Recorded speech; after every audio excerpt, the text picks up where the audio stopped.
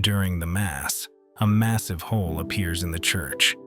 What's inside is shocking. The atmosphere inside St. Lucia's church was thick with reverence as the evening Mass reached its height. The flickering candles cast golden glows across the ancient stone walls, their shadows dancing in rhythm with Father Marcos's solemn voice as he delivered the homily. The priest, a figure of authority and warmth in the small village, stood steadfast at the altar, his hands raised in blessing. Rows of villagers sat in quiet prayer, heads bowed, their murmurs forming a gentle symphony of faith. Among the congregation sat Isabella, her pale face streaked with the grief that had defined her recent days. She clutched her mother's rosary tightly, her knuckles white with the intensity of her grip. To her left, Daniel, a young engineer with a sharp mind and pragmatic demeanor, watched the proceedings with a detached curiosity. Although not particularly devout, Daniel respected the community's traditions. He had recently volunteered to assist with repairing the church roof, a gesture that won him the trust of many. Behind them, Dona Clara sat upright and vigilant, her wise eyes scanning the room with an almost supernatural awareness. The peace shattered with a deafening crack. A violent tremor jolted the congregation from their prayers. The church's grand chandelier swayed ominously, and the carved crucifix above the altar rattled against the wall. Gasps and cries of alarm erupted as the ground beneath their feet seemed to ripple. Father Marcos gripped the edge of the altar, his voice ringing out, "Stay calm, trust in God." But calm was elusive. A second rumble coursed through the stone floor, and this time the earth gave way. With a sickening roar, the center aisle split apart, revealing a jagged, gaping hole. Dust filled the air, and screams echoed as the congregation scrambled toward the walls, away from the ominous void. Isabella froze in place, her eyes locked on the chasm. The edges of the hole glowed faintly, as if the abyss itself radiated some hidden energy. She could feel it, a pull, almost magnetic, that reached into her chest. The whispers began then, soft and distant, like the sound of a breeze brushing through tall grass. Words she couldn't understand seemed to call her name. And though every rational part of her mind screamed to move, she remained rooted to the spot. "Isabella!" Daniel's voice cut through the haze. He rushed toward her, his hands grabbing her shoulders and pulling her back. "Are you okay? What are you doing?" She blinked, her lips trembling. The whispers. "There's something down there."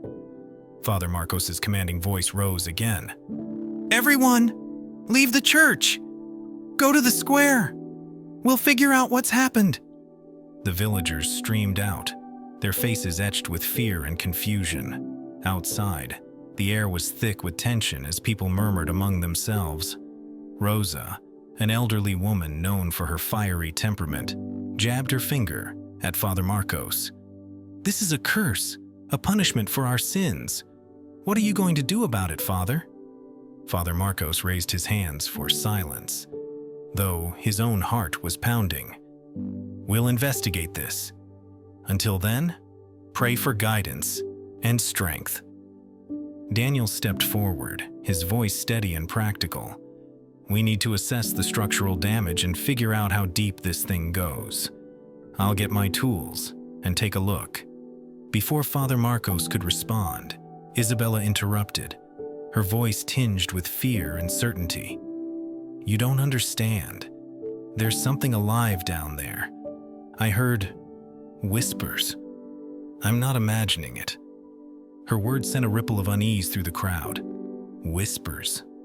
From the hole? People exchanged nervous glances, their imaginations running wild. Father Marcos placed a reassuring hand on her shoulder. "We will investigate carefully, Isabella. But for now, let's not jump to conclusions." The priest's calm demeanor was a facade. Inside, his faith wrestled with a gnawing doubt. The abyss felt wrong. It was more than a natural occurrence. It carried a spiritual weight that pressed against his very soul. Later that evening, the three of them, Father Marcos, Isabella, and Daniel, stood at the edge of the chasm, their lanterns casting weak light into the inky depths. The hole stretched wider than it had seemed inside the church, its edges jagged and raw. The faint glow Isabella had seen earlier was now absent, but the air around the abyss felt heavy, oppressive. Daniel knelt, inspecting the edges. "It's deep," he muttered. "I can't even see the bottom. The walls look unstable. We need proper equipment to go any further." Father Marcos stared into the void, his fingers gripping the rosary hanging from his neck. He began to murmur a prayer, his voice shaky but resolute. Beside him, Isabella took a deep breath, her face pale but determined. "Father," she said softly, "this isn't just a hole. There's something waiting." "Waiting for what?" Daniel asked, his skepticism evident. Isabella shook her head. "I don't know, but I felt it, and I heard it." Daniel sighed, standing up and brushing the dust from his hands. "Well, whatever it is, it's not going anywhere. We'll need to map it out, maybe get some spelunking gear. I know someone who might help." Father Marcos nodded, though his focus remained fixed on the abyss. The whispers had begun for him too, faint and indistinct, like voices carried on a faraway wind. He didn't mention it. Not yet. As they turned to leave, a gust of wind blew from the depths, carrying with it a strange, almost metallic scent. Isabella shuddered, her hand instinctively clutching her mother's rosary. The whispers grew louder in her mind, and she glanced back one last time before following the others. In the dim light of the setting sun, the abyss seemed to pulse, as if it were alive. And perhaps it was. The morning after the Mass, the village buzzed with uneasy energy. News of the abyss had spread like wildfire, and though most villagers avoided the church, a few curious souls hovered at its periphery, craning their necks for glimpses of the mysterious chasm. Inside, the damage was stark. Dust hung in the air, and the pews nearest the hole were splintered, their wood warped from the violent rupture. Father Marcos stood at the edge of the abyss, murmuring a prayer under his breath. He held his rosary tightly, the beads sliding between his fingers in a practiced rhythm. The whispers from the previous night were silent now, but the oppressive feeling of the place remained, like a weight pressing on his chest. Behind him, Daniel unpacked a set of tools and climbing equipment he'd borrowed from a friend in the neighboring town. He knelt on the floor, carefully arranging carabiners, ropes, and harnesses with the precision of someone who approached problems methodically. Isabella stood nearby, her arms wrapped around herself, staring into the abyss with a mix of fear and fascination. She hadn't slept well. The whispers had followed her into her dreams, distant but persistent, calling her back to the chasm. "I'm not sure about this," Daniel said, breaking the tense silence. "This isn't just some sinkhole. The structure down there looks unnatural. We're venturing into unknown territory." Father Marcos turned to him, his expression resolute. "Unknown or not, this is our responsibility. If this is a test of faith, we cannot shy away from it." Daniel sighed. "Faith isn't going to keep us from falling to our deaths, Father. Let's make sure we're prepared." Despite his practical approach, even Daniel couldn't shake the strange energy of the place. He had worked on many projects involving unstable terrain and geological anomalies, but this felt different. The air was colder, near the chasm, and though the village above was alive with birdsong and rustling leaves, the church itself was unnervingly silent. By mid-morning, the three of them were ready. Daniel double-checked each knot and harness, ensuring their safety. Isabella, though trembling, insisted on coming along. "I have to go," she said firmly when Father Marco suggested she remain above. "Something is waiting for me down there. I don't know why, but I need to see it." Father Marcos didn't argue. Deep down, he felt that she might be right. The descent was slow and painstaking. Daniel led the way, his flashlight cutting through the darkness. Father Marcos followed, his rosary still clutched in one hand as he held the rope with the other. Isabella came last, her heart pounding with each step down the jagged rock face. The abyss seemed to stretch endlessly below them, its walls narrowing and expanding in uneven intervals. Strange patterns began to emerge on the rock, scratches and grooves that seemed too deliberate to be natural. "Do you see this?" Daniel called up, his voice echoing faintly. "These markings, they're carvings. Someone's been down here before." Father Marcos paused, shining his light on the wall beside him. The carvings were crude but purposeful, spirals, angular shapes, and symbols that seemed almost alive under the beam of light. Isabella traced one of them with her gloved fingers, a shiver running through her. The whispers returned, louder now, clearer. She could almost make out words. When they finally reached the bottom, the oppressive atmosphere intensified. The ground was uneven, covered in loose dirt and scattered stones. In the center of the chamber, illuminated by their lights, stood an altar. It was ancient, its surface carved with intricate designs similar to those on the walls. At its center lay a worn wooden cross, simple in design but out of place among the alien symbology surrounding it. Father Marcos approached the altar cautiously, his flashlight trembling in his hand. This shouldn't be here," he muttered. "It doesn't belong." "It's like someone tried to blend two different worlds," Daniel added, his voice low. He examined the carvings more closely, noting their precision. This altar was used for something. Rituals, maybe. But these symbols, they're not Christian. Not even close. Isabella stepped forward, drawn to the cross. Her hand hovered above it, the whispers now a cacophony in her mind. "They're calling to me," she whispered. "The voices, they're asking for help." "Don't touch it," Father Marcos warned, his voice sharp. But it was too late. Isabella's fingers brushed the cross, and the chamber seemed to shudder. A gust of wind erupted from the darkness, extinguishing their lights for a brief moment. When they flicked back on, the carvings on the walls glowed faintly, pulsating like a heartbeat. Isabella gasped, pulling her hand back. "I didn't mean to." "Are you okay?" Daniel asked, gripping her shoulder. She nodded, though her face was pale, her eyes wide with terror. Father Marcos stepped to her side, gripping his rosary tighter than ever. "We shouldn't have come here unprepared," he said, his voice trembling. "This place is wrong. It's a doorway to something we don't understand." Daniel's pragmatic mind warred with the evidence before him. "We need more equipment," he said finally, "and more people. I know a guy, Luis. He's a spelunker with years of experience. If anyone can help us figure out what's going on down here, it's him." Isabella nodded absently, her eyes fixed on the altar. The whispers had quieted again, but she knew they weren't gone. They were waiting. Whatever lay beyond this chasm, it wasn't finished with them yet.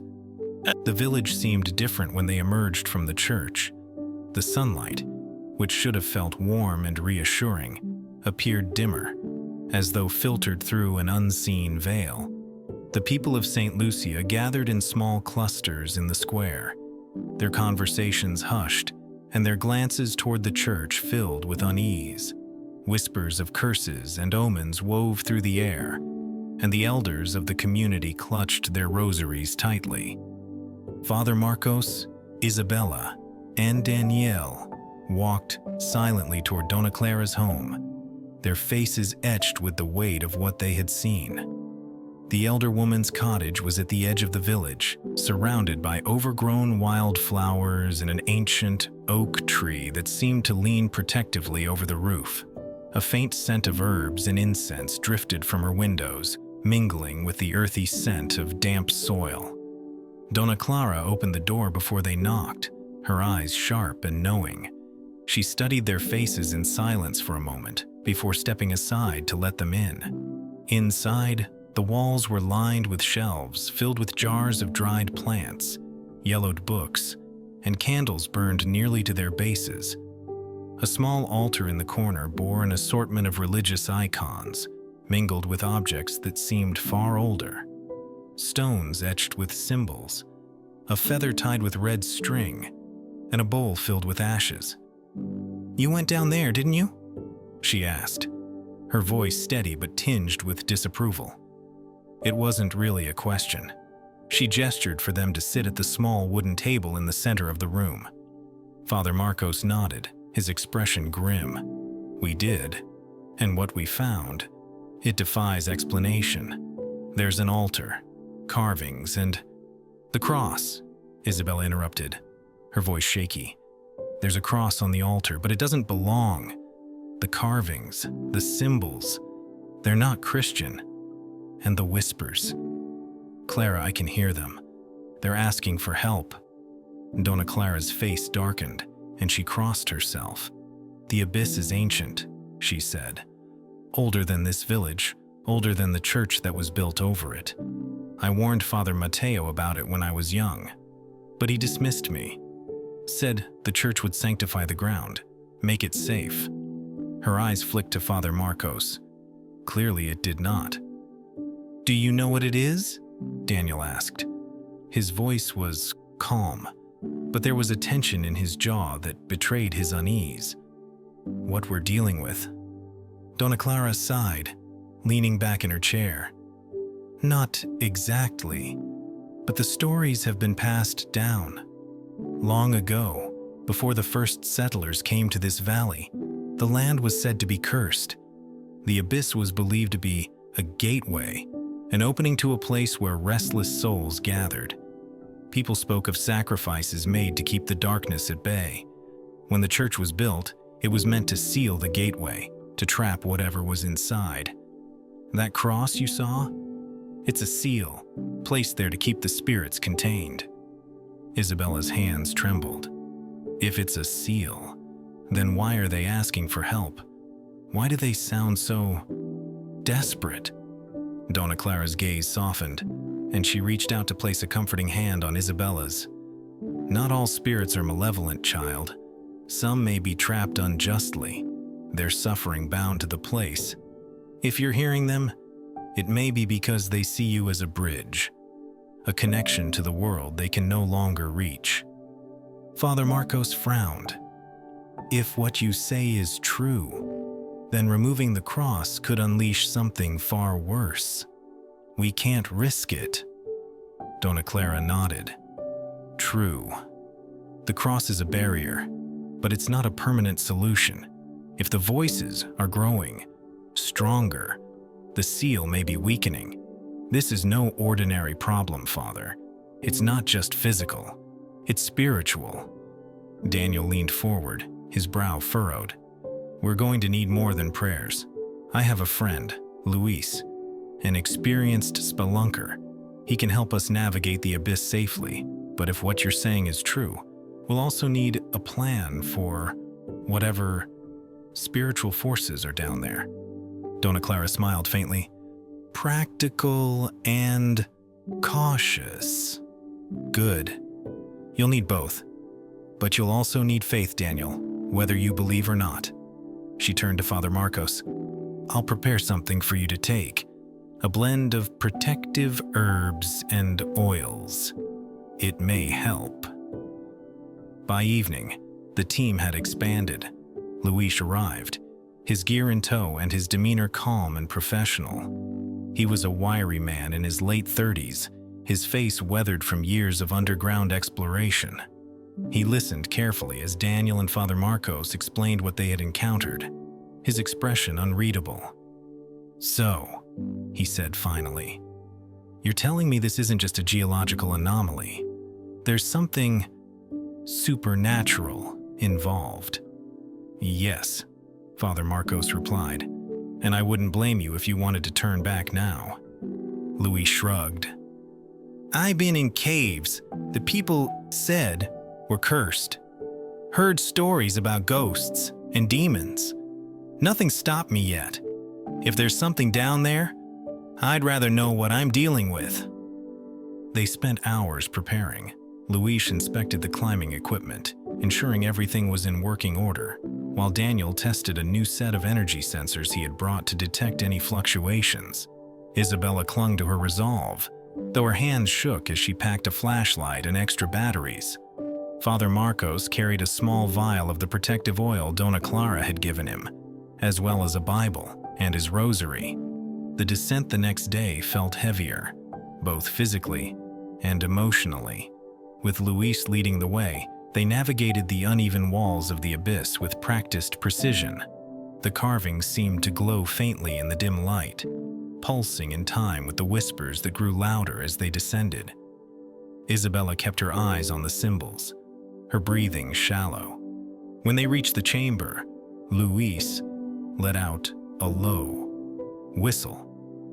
"I've seen a lot of things underground," he said, "but nothing like this." The altar looked unchanged, the cross still resting at its center, but the oppressive energy of the place had intensified. The carvings on the walls seemed to shift under their gaze, the anguished faces etched into the stone, more vivid, more lifelike. "Do you feel that?" Isabella whispered. "It's like they're watching us." Father Marcos stepped forward, his voice steady. "We need to understand what they want. Isabella, if you're willing, you may be able to communicate with them." She nodded, though her heart raced. With trembling hands, she approached the altar, the whispers almost deafening now. She touched the cross gently, and a wave of energy surged through the chamber. The carvings on the walls began to glow more brightly, and a spectral figure emerged, faint and flickering like a flame. The figure spoke in a voice that was both distant and clear. "Help us! Free us!" Father Marcos stepped forward, holding his rosary. "How? How can we help you?" The figure hesitated, its form flickering. "The seal, it traps us all. The light will guide you." Before they could ask more, the figure vanished, and the chamber fell silent once again. The team exchanged uneasy glances, the weight of their task settling heavily on their shoulders. Whatever lay ahead, it was clear. They would need to balance faith and reason to confront the abyss's mysteries. The group gathered in the dim light of the church's entrance, the abyss looming behind them like a gaping wound in the earth. The spectral figure's message had left them shaken, but resolute. Whatever was trapped within the chasm, its release demanded courage, faith, and skill. The villagers kept their distance, watching from the safety of the square as whispers of the team's preparations rippled through the crowd. Dona Clara arrived just before dawn, her frail form carrying an air of authority. She held a small satchel filled with items she claimed would aid their descent. Candles, more of the protective oil, a bundle of dried herbs wrapped in cloth, and a small obsidian mirror she placed in Father Marcos's hands. "This will show you the truth of what you face," she said gravely. "But be careful. Truth is not always kind." Father Marcos accepted the items with a solemn nod, his hands trembling slightly. He hadn't shared with the others that he, too, had heard the whispers the night before. They had grown louder, calling his name, testing his faith. Luis spent the early morning hours methodically preparing their gear, checking and rechecking every harness, rope, and carabiner. "This isn't just about getting down there safely," he explained. "Once we're in, we'll need a way out, fast, if things go sideways. Daniel, ever the pragmatist, worked on recalibrating the energy sensors. The devices had detected strange fluctuations during their previous descent, but the data was inconclusive. "If there's some kind of energy source down there," he muttered, "we need to understand it. It could explain the whispers, the glowing symbols, maybe even the presence of the spirits." Isabella sat quietly to the side, clutching her mother's rosary. Her heart was heavy with fear, but also with purpose. The spectral figure's plea echoed in her mind. They had asked for help, not vengeance, and she couldn't ignore the pull she felt toward the abyss. She had seen their suffering etched in the carvings, their anguish as real as the cold air against her skin. By mid-morning, the team was ready. Luis led the descent, his movements efficient and confident as he navigated the jagged walls of the abyss. Isabella followed closely behind, her grip firm despite the anxiety coursing through her. Father Marcos descended next, his rosary tucked into his belt but within easy reach. Daniel brought up the rear, his pack filled with tools and the sensors he hoped would shed light on the mystery. The journey down felt longer this time, the silence of the abyss broken only by the faint clinking of their gear and the occasional unsettling echo. The carvings on the walls glowed faintly again, pulsating like a heartbeat, and the whispers began, almost as soon as they set foot in the chamber. When they reached the bottom, the oppressive atmosphere was nearly suffocating. The air felt thick, and an eerie vibration hummed through the ground. The altar stood unchanged, the cross still resting atop it. But something was different. The glow of the carvings now extended into intricate pathways on the floor, forming a spiral that seemed to converge at the altar. Luis inspected the symbols with a critical eye. These pathways, they look like they're channeling energy toward the altar. Whatever's happening here, it's deliberate. Father Marcos stepped forward, holding the obsidian mirror Dona Clara had given him. He hesitated before raising it, unsure of what he might see. When he finally lifted it, his breath caught in his throat. The reflection in the mirror didn't show the altar or the carvings. It showed the chamber filled with spectral figures, their faces contorted with anguish and longing. They seemed to press against the boundaries of the reflection, as though reaching out to him. "They're trapped," he whispered, lowering the mirror. "Hundreds of them. Maybe more." Isabella approached the altar cautiously, her hand hovering above the cross. "What if we release them? What if they're not dangerous? The figure we saw before, they didn't seem hostile." "We don't know what will happen," Daniel said, his voice edged with tension. "This isn't just some spiritual ritual. There's energy at play here, and if we disrupt it, we could cause a collapse, or worse." Father Marcos placed a hand on Isabella's shoulder. "Faith doesn't come without risk," he said softly. "But we must proceed carefully. We can't act out of fear or recklessness." Luis gestured toward the pathways. "If this energy is being channeled, we need to figure out where it's coming from. There's got to be a source." The team began their exploration, following the glowing pathways deeper into the chamber. The air grew colder with each step, and the whispers intensified, blending into a mournful wail. The walls of the chamber widened, revealing more carvings, faces, bodies, and scenes of torment that seemed to tell a story. It was as if the stone itself carried the memories of those trapped within the abyss. At the center of the spiraling pathways, they found another altar, larger and more imposing than the first. This one was adorned with blackened, twisted metal and jagged crystals that seemed to pulse with an inner light. At its base, a circle of symbols glowed with an intensity that made it almost painful to look at. "This must be the source," Daniel said, kneeling to examine the symbols. His sensors beeped wildly, the readings spiking off the charts. "It's channeling an enormous amount of energy, but I can't tell if it's stable." Father Marcos approached the altar, clutching the vial of protective oil. He knelt, murmuring a prayer as he anointed the edges of the altar with the oil. The glow of the symbols flickered, and the whispers momentarily quieted. "It's reacting," Isabella said, her voice trembling. "Keep going." As Father Marcos continued the ritual, Isabella stepped forward, holding the wooden cross from the first altar. The moment she placed it on the larger altar, a blinding light filled the chamber. The ground shook violently, and the whispers turned into a deafening roar. Spectral figures began to emerge, their forms flickering and unstable.